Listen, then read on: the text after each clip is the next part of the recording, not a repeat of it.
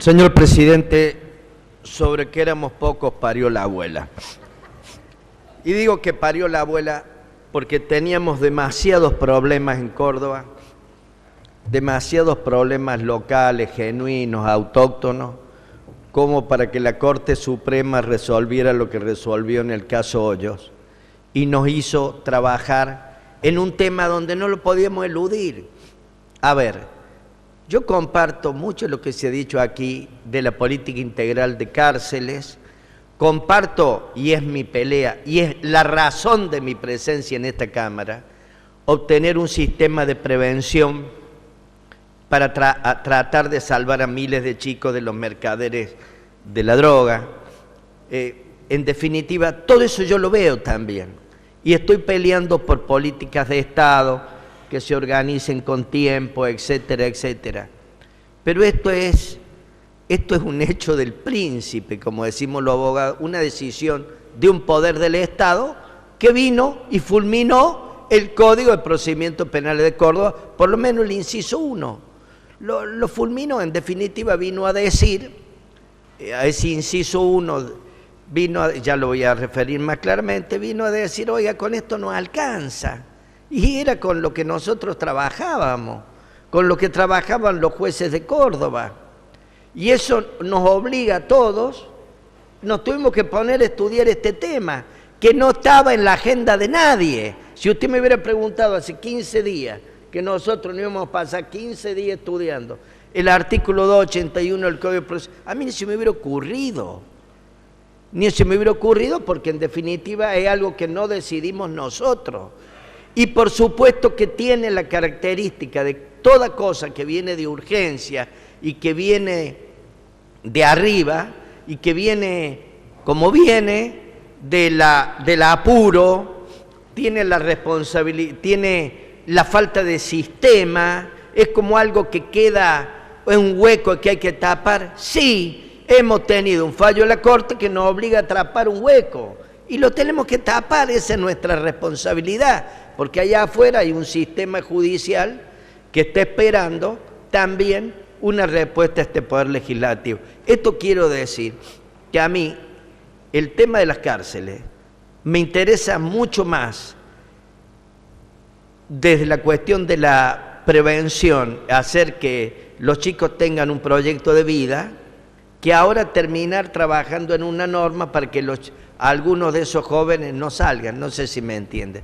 Pero uno no elige las circunstancias la eligen otros, y la eligen hasta algunos lunáticos como Zaffaroni, porque es un acto de lunatismo lo que está haciendo la Corte, es lunático. ¿Qué quiero decir con esto?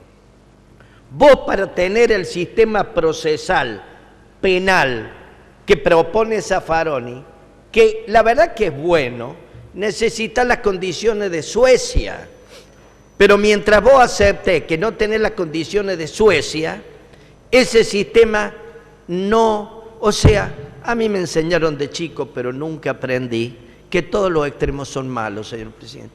Confieso que no lo aprendí nunca, pero es así, todos los extremos son malos. Y ahora, fíjese ahora, cuando Argentina está más rota, cuando Argentina está más destruida, cuando su tejido social está más deshilachado, aparece un exceso de garantismo hermoso en Suecia. Ya quisiera vivir yo en Suecia, pero vivo en un país con el 30 y pico % de su población con necesidades básicas insatisfechas, un país traspasado por 70.000 kilos de cocaína al año, un país con muchísimos problemas, y debo adaptarme a las circunstancias reales que tengo. Pero fíjese, no hay mal que por bien no venga, presidente. No hay mal que por bien no venga. Mientras había todo un desarrollo progresivo del derecho internacional hacia fortalecer el principio de inocencia, que existe un desarrollo del artículo 9.3 del Pacto Internacional de Derechos Civiles y del 7.3 de la Convención Americana, mientras eso existía, y es legítimo que así sea, Y si nuestros tribunales trabajaran más rápido, menos problemas tendríamos hoy nosotros.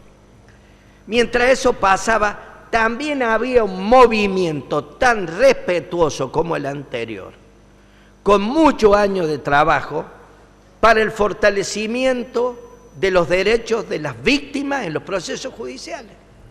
Y ahora se nos juntan los dos problemas. Por un lado, un desarrollo progresivo del principio de inocencia y por otro lado, un desarrollo progresivo y muy fuerte de la situación espiritual de las víctimas de los procesos, que no es el problema de la peligrosidad procesal, es el daño a las víctimas. El daño a las víctimas es algo que esta provincia ya lo insinuó, hay una ley, hay una oficina que trabaja, no sé con qué presupuesto, para ayudar a las víctimas de los delitos. Pero hay todo un desarrollo internacional y se produce una colisión de derechos y de dos derechos humanos básicos fundamentales: el derecho a no ser condenado anticipadamente y el derecho de las víctimas a no ser revictimizado por caminar las mismas calles con la persona que la violó, con la persona que la agredió, con la persona que le vende la droga a sus hijos. A ver si me explico. Las víctimas también forman parte del problema del derecho penal. Es hora que le empecemos a introducir. Por ejemplo, hoy nuestro sistema procesal penal permite la presencia de los querellantes, pero no permite que las víctimas tomen decisión y sean oídas en los procesos de libertad. ¿Me explico? O sea, falta mucho por andar. Entonces a mí me ha parecido, y eso ha sido compartido, una buena oportunidad que llamemos la atención sobre la situación de las víctimas de los delitos, que no es estrictamente peligrosidad procesal, es derecho humano básico de personas que son víctimas de delitos. Y se ha definido como derecho humano básico, tan derecho humano básico como la presunción de inocencia, se ha definido el derecho de toda víctima de delito a no ser revictimizada. Entonces a mí me ha parecido, ya que había que entrar en este debate, que no quiero ni me gusta.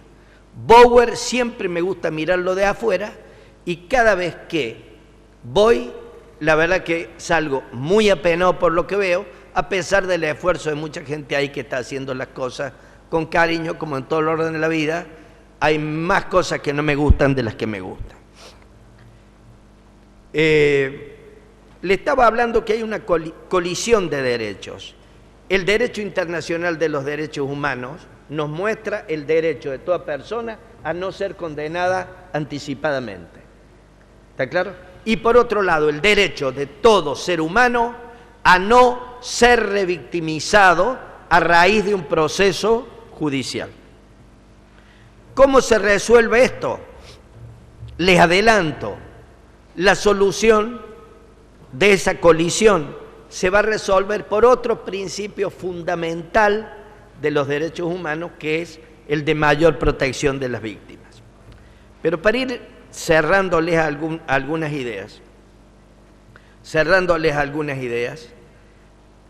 en materia de prisión preventiva y para preservar el principio de inocencia, los instrumentos internacionales y los tribunales internacionales nos sugieren racionalidad y no arbitrariedad. Esas son las palabras mágicas: racionalidad y no arbitrariedad. Pero no es un principio absoluto, no hay derechos absolutos. El único derecho absoluto es la vida de un inocente, el único derecho absoluto. Todos los demás derechos que nosotros tenemos son relativos. ¿Por qué? Porque entran en hipótesis de conflicto. Incluso hay países que tienen la pena de muerte, entonces no tienen el derecho a la vida absolutamente. O cuando uno mata en defensa propia, tampoco eso te demuestra que no existe el derecho a la vida ni absolutamente, solo cuando se trata de una persona inocente. Entonces me parece muy bueno que hayamos incorporado dentro de este nuevo artículo 281, como ha quedado, una apreciación no al riesgo de las víctimas, una apreciación al dolor de las víctimas. Es un nuevo elemento para los jueces, el dolor de las víctimas. Miren, yo me he tomado el trabajo para que vean con la velocidad que va avanzando este tema del derecho de las víctimas, de leer 3 documentos internacionales. Principios fundamentales de justicia para la víctima de los delitos, Naciones Unidas 1985, y Manual de Buenas Prácticas de Justicia de 1996, también de Naciones Unidas. Me tomó el trabajo de leer las 100 reglas de Brasilia en la 14 Cumbre Judicial Iberoamericana, jueces de toda Iberoamérica, y también la resolución de la Comunidad Europea del año 2012 sobre el tema de las víctimas de los delitos. Y leyendo eso, que son temas que se están tratando en todo el mundo, miren lo que me encontré. Primero, victimización secundaria. Dice Naciones Unidas que no ocurre la victimización secundaria como un resultado directo de la acción delictiva, sino a través de la respuesta de las instituciones y los individuos hacia la víctima. O sea, cuando el sistema procesal da respuestas inadecuadas, las instituciones y los individuos hacia la víctima, tenemos un proceso de victimización secundaria. Más útilmente, dice, el proceso completo de la investigación penal y el juicio pueden causar una victimización secundaria. ¿Qué quiere decir esto? Que el juez que está investigando a una persona de un delito grave tiene el deber no solo de cuidar su proceso, esto es lo nuevo, tiene el deber de cuidar a la víctima, de que no caiga en un proceso de victimización secundaria, a través de decisiones, como pueden ser la eventual liberación del imputado. La victimización secundaria a través del proceso puede ocurrir por dificultades, miren esto, la victimización secundaria que tiene que cuidar el juez puede ocurrir a través de un desbalance de los derechos de la víctima y de los derechos de los imputados o de los autores del delito. Segundo, la intervención en crisis, dice. La intervención en crisis de toda persona que ha sido víctima de un delito debe ayudarla a la víctima a organizar sus pensamientos para reasegurarles que de cualquier cosa que sientan es adecuada, que de toda y cada una de sus reacciones son naturales. Se debe asegurar a la víctima de que el incidente fue condenado por la sociedad y que la persona victimizada es aún un miembro valioso de la sociedad, señor presidente. Esto lo dice Naciones Unidas, lo dice con toda claridad lo que impone como manual de buenas prácticas a los operadores del derecho. Oiga, tenga cuidado de victimizar, de revictimizar a la víctima. O sea, no tiene sentido llevar al extremo el argumento de la inviolabilidad absoluta de la presunción de inocencia a costa de un proceso de seguir dañando a la misma persona que no eligió ser dañada. Y acá viene algo que les va a interesar porque está escrito para los legisladores de todo el mundo. ¿Qué nos piden a nosotros? Acciones a desarrollar. Mitigar la victimización primaria. Se evitará el incremento del daño como consecuencia del contacto con el sistema judicial. Tenemos el deber, los jueces tienen el deber de que el contacto con el sistema judicial no aumente el proceso de victimización. Se deberá garantizar durante todo el proceso penal la protección de la integridad física, psicológica, sobre todo a favor de aquellos que corran riesgo de intimidación, represalias o de victimización reiterada. Son cosas muy concretas. Lo que tenemos del otro lado del delito, señor presidente, no son juegos de alquimia sociológica, son tan humanos como la persona que agrede. Y algo hay que hacer por ellos también. Eso es racionalidad y no arbitrariedad. Habrá casos y habrá casos. No todos los casos engendran una victimización o revictimización. Le estamos dando a los jueces elementos para que puedan usar esto nuevo, que saquen la cabeza, la anteojera del daño a su proceso y que miren al costado un poco al daño de otra persona que integra el proceso como víctima. Se prestará especial interés a la atención de la víctima en los momentos que sea puesta en libertad la persona infractora. Fíjese lo que dice, que en el momento en que hay que poner en libertad a una persona infractora que ha causado un daño a alguien, no es un momento al azar que sucede en el marco de la decisión monárquica de un juez.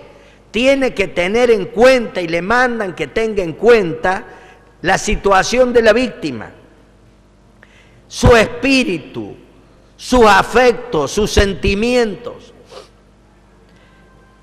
Después dice una cosa interesante: no puede presumir el juez el daño de la víctima.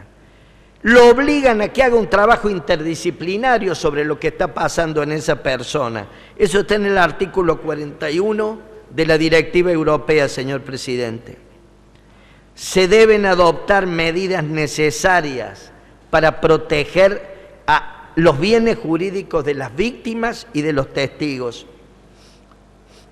Se atenderá con especial atención en los casos de que la víctima esté sometida a un peligro de victimización reiterada o repetida, especialmente en los casos de la delincuencia organizada, menores víctimas de abuso sexual o malos tratos, mujeres víctimas de violencia dentro de la familia o la pareja.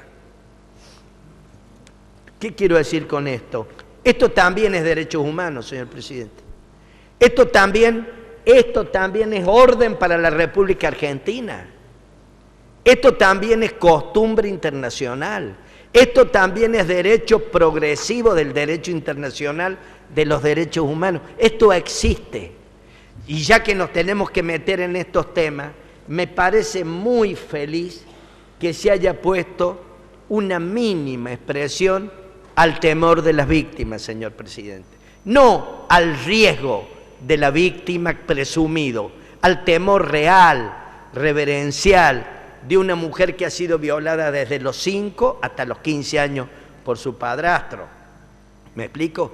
Frente a un montón de casos que ya vamos a ir analizando, que son de una gravedad inconmensurable, o al dolor, porque víctima no es solo el que recibe el destinatario final de la agresión, víctimas son los familiares de quienes les venden la droga. Toda esa gente también tiene alguna explicación, señor presidente. ¿Qué hacemos ahora?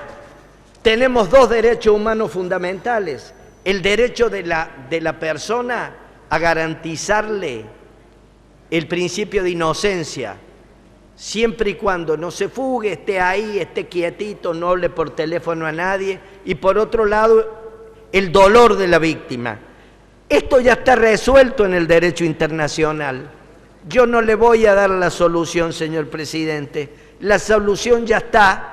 Donde hay dos derechos humanos en juego, hay que estar, señor presidente, cuando dos derechos humanos están en juego, hay que estar a la primacía de la norma más favorable a la protección de la persona humana. Ya, esto ya está. Esto lo aplica la Corte Interamericana de Derechos Humanos. Se llama primacía de la norma más favorable a la protección de la persona humana. ¿Sabe qué quiere decir eso? Que en materia de derechos humanos la norma que se aplica no es la que está más alta, a veces no es la del tratado, porque el tratado es piso, no es techo, señor presidente. Se aplica la norma que más protege, eso quiere decir. Y si el artículo 281 de la Constitución de Córdoba ha tenido una referencia especial a la situación de las víctimas, esa norma de derechos humanos adquiere mayor nivel, primacía de la norma más favorable a la protección de la persona humana. En tal sentido, fíjese usted cómo lo dice, cómo se expresa, en dos trataditos se lo digo. La Convención de los Derechos del Niño, que acá hay muchas legisladoras que le interesa la situación de los niños, que dice que las disposiciones de la Convención de los Derechos del Niño en nada afectará las disposiciones más conducentes a la realización de los derechos del niño y que pueden estar recogidos en el derecho de un Estado parte. Yo puedo tener en mi legislación interna de una humilde provincia argentina legislación de derechos humanos que desplaza la Convención, porque la misma Convención me remite, me dice, si usted tiene algo mejor, úselo. Eso es lo que se llama el principio de primacía de las normas más favorables. Señor presidente, ese principio, mire dónde está, porque si alguno puede creer que puede estar en una convención aislado, está en el artículo 5.2 del Pacto Internacional sobre Derechos Civiles y Políticos, en el 23 de la Convención sobre la Eliminación de toda la forma de discriminación contra la mujer, en el 41 de la Convención de los Derechos del Niño, en el 41 de la Convención Americana sobre Derechos Humanos, en el 60 de la Convención Europea de Derechos Humanos, en el 32 de la Carta Social Europea, en el 17 de la Convención Europea para la Prevención de la Tortura y el Tratamiento y Castigo Inhumano y Degradante, en el 4 del Protocolo Adicional a la Convención Americana sobre Derechos Humanos en materia de derechos económicos. Señor presidente, está en todos lados. Esto es ley internacional.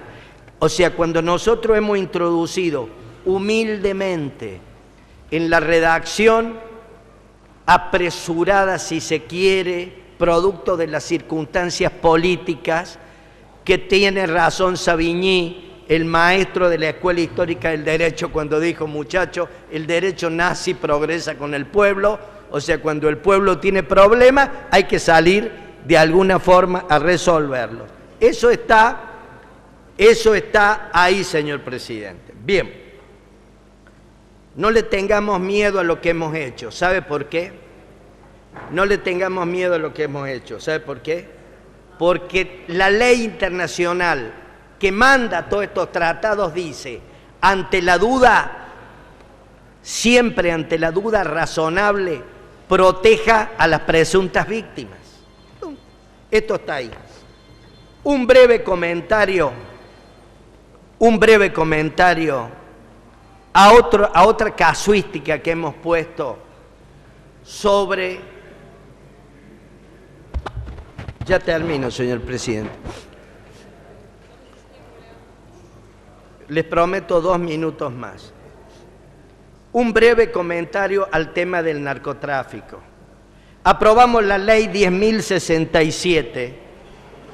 Esa ley 10.067 nos autoriza a los jueces provinciales, que es lo único que podemos hacer, que la última cadena de comercialización, artículo 5, inciso C, la última cadena de comercialización es nuestra, señor presidente. Integra la última cadena de comercialización no solo el señor del kiosco, integra el distribuidor, el tipo que tiene un regimiento esclavo de gente humilde. O sea, arriba de los kioscos, que hay de 2 tipos, señor presidente, la mano de obra esclava y el empresario del kiosco. Arriba de eso hay un proveedor de droga muy fuerte. ¿Está claro? Ese proveedor de droga muy fuerte tiene una actividad profundamente inescindible con el kiosco, porque sin él el kiosco no vende, y generalmente venden en consignación para el kiosco. Hemos llegado a contar 52 kioscos de un mismo dueño, señor presidente. Hemos tenido hoy la valentía de indicarle a los jueces y fiscales de esta provincia qué es lo que podemos hacer, que miren el eslabón de la cadena final, que no es solo el kiosco, es el que está también un poquito atrás, y que por favor, los guarden en su casa. Si los tienen que guardar en prisión domiciliaria, o que los guarden donde los tengan que guardar. ¿Por qué? Porque esa gente está destruyendo miles y miles de chicos nuestros. Y le voy a decir una cosa, olvídense del derecho penal liberal. El derecho penal liberal, que es el principio en que se fundamenta absolutamente el principio de la inocencia al extremo, que yo lo quiero y lo respeto, y bien me gustaría que me lo cuiden cuando me llegue el momento. Quiero decir claramente que hoy, frente al crimen organizado, ya no se aplica el derecho penal liberal, se aplica el derecho penal del enemigo. El kiosquero no es mi enemigo, señor presidente, ni el chico que usan de delivery. El enemigo de la sociedad es el señor que abastece todo este mecanismo y que también está en nuestra ley. Y me despido. Si a la Corte Suprema de Justicia de la Nación le llegase algún día nuestro nuevo artículo 281, escuchen bien, y la Corte Suprema de Justicia de la Nación dijera que nuestro artículo 281 pudiera tener algo de inconstitucionalidad, por lo menos en el tema de la revictimización de las víctimas, les recuerdo que la Corte Suprema de Justicia de la Nación dictó un fallo el 13 de marzo del año de 2012, donde dijo: señores, basta de ponerle traba al derecho al aborto de una mujer en el caso de que sea violada. Punto. Todas las provincias pongan a hacer protocolos para que este derecho se ponga en marcha. Punto. No hace falta que hagan la denuncia. ¿Pero cómo? Si es violada, por lo menos la denuncia, por lo menos para ir sobre el violador y que no la siga violando. No hace falta la denuncia. Basta la declaración jurada. Hasta ahí, una declaración jurada a la mujer que diga simplemente me violaron. Sigo. Y entonces dice Zaffaroni, dice, oiga, me van a fabricar abortos. Lo sé. ¿Por qué? Porque con esto de la declaración jurada me van a fabricar abortos. Pero no me importa que me fabriquen abortos, porque prefiero que me fabriquen abortos, pero nunca que me revictimicen a una mujer. ¿Está claro? Que se dé el riesgo que una mujer legítimamente violada tenga que contar en la policía que la violaron. O sea, esta corte que le enseña a Córdoba humanidad y buenos modales, ha antepuesto ante el mero riesgo de una revictimización de una mujer, la muerte del chico. ¿Entienden? Y nosotros lo único que estamos poniendo en entredicho no es la muerte, señor presidente. Es con racionalidad y en protección de las víctimas dejar a ese hombre o esa persona apartada de las mismas calles para evitar el proceso de revictimización. Yo felicito a todos los bloques porque hemos llegado a un acuerdo. Había cosas que no se entendían, espero que ahora se atiendan un poquito mejor y créanme que en lo que hace al derecho de toda persona a no ser revictimizada, hoy hemos hecho un avance en Córdoba. Hoy hemos hecho un avance en Córdoba, porque lo tendrán que leer. Nada más, señor presidente.